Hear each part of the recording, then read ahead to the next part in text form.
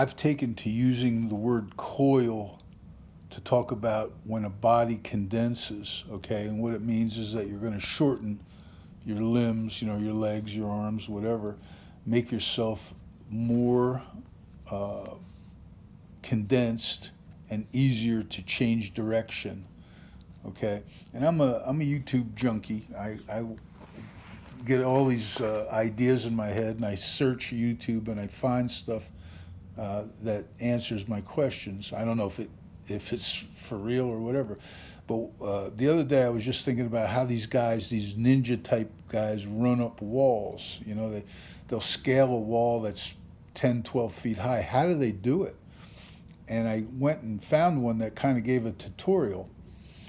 And what he talked about was, as you approach the wall with momentum, you want to hit that wall somewhere around your center of gravity and drive force into the wall with a condensed leg so that you can drive up the wall and move that foot, take it off the ground. Of course, you're pushing off that foot to trigger the upwards movement, and then you're driving up the wall.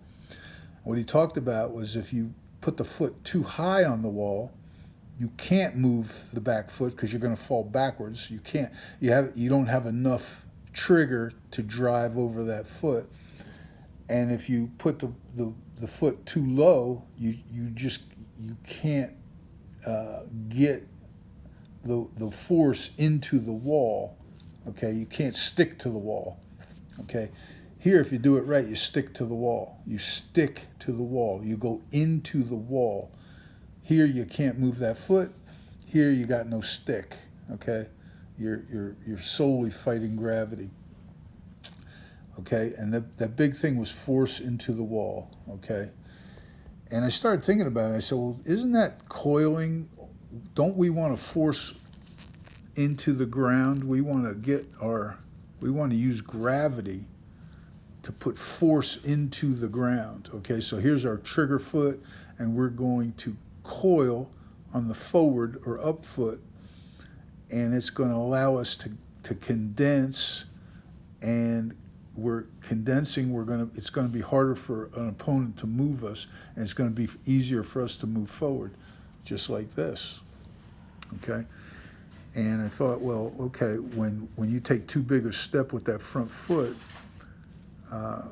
you can't move this foot. This foot becomes a brace. You can't roll over that foot, and if you move this foot, you're going to go backwards. Okay, any force that's applied to you. Okay, when you're in air, it doesn't matter. Okay, when there's no force, but any force that's applied to you, if you take the brace away and you can't roll over this foot, you're going backwards.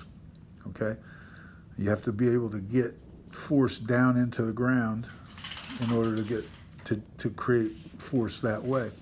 And if you take too small of a step, which we tend to teach in Scoot, we want to take 2 small steps. Okay, you're in a teeter, so your weight is going down.